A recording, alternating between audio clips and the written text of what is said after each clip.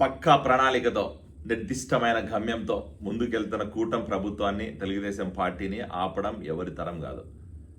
2029లో ఖచ్చితంగా మళ్ళీ అధికారాన్ని చేపడుతున్నామని చెప్పి ముక్త కంఠంతో కళాఖండిగా చెప్తున్నాను ఈరోజు. ఎందుకంటే గతంలో అధికారంలో ఉన్న ప్రతిసారి మా తెలుగుదేశం పార్టీ అధినాయకుడు చంద్రబాబు నాయుడు గారు చేసిన తప్పిదాలు ఈరోజు చేయట్లేదు.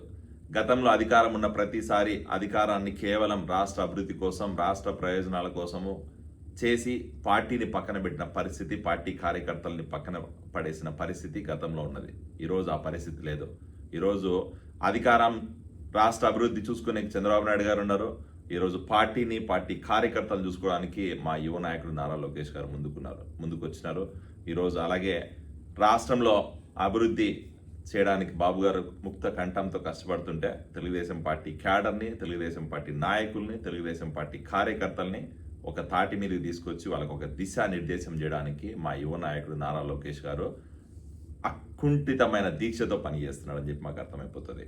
ఈరోజు నారా లోకేష్ గారు గతం ఒక లెక్క, ఈరోజు ఒక లెక్క గుర్తుపెట్టుకోండి. గతంలో బాబు గారు చేసిన రాజకీయం ఒక లెక్క అయితే ఈరోజు నారా లోకేష్ గారు చేస్తున్న రాజకీయం ఇంకో లెక్క.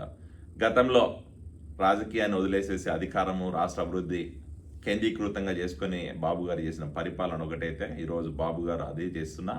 ఈరోజు లోకేష్ బాబు గారు ఈరోజు వచ్చి రాష్ట్రంలో అభివృద్ధిని భాగస్వామ్యం అవుతూ, అలాగే ఈరోజు తెలుగుదేశం పార్టీని, పార్టీ కార్యకర్తల్ని కంటికి రెప్పలా కాపాడుకుంటున్న పరిస్థితి ఈరోజు రాష్ట్రంలో ఆవిర్భవించింది. ఈరోజు తెలుగుదేశం పార్టీ క్యాడరు ఒక స్టాండ్ మీదకి వచ్చి ఒక ప్రణాళికాబద్ధంగా ఒక నిర్దిష్టమైన గమ్యంతో పనిచేస్తుందంటే అది కేవలం ఒక నారా లోకేష్ గారి వల్లనే అని చెప్పి అర్థమైపోతుంది.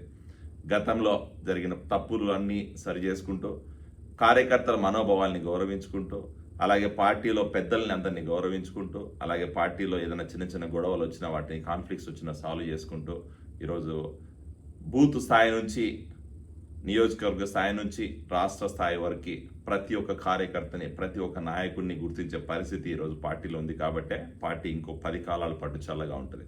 ఈరోజు జాతీయ కార్యదర్శిగా ఉన్న నారా లోకేష్ గారు దగ్గరలోనే జాతీయ వర్కింగ్ కప్ ప్రెసిడెంట్ అవుతున్నారు. ఈరోజు తెలుగుదేశం పార్టీ వర్కింగ్ ప్రెసిడెంట్ అయిన తర్వాత పార్టీలో చాలా చాలా క్రియాశీలకమైన మార్పులు జరగబోతున్నాయి. ప్రతి పార్టీలో ఈరోజు మా పార్టీలో చాలామంది ఈరోజు క్యాడర్ ఖచ్చితంగా పనిచేసింది. యువకులు ఉత్సాహంగా చాలామంది పనిచేశారు.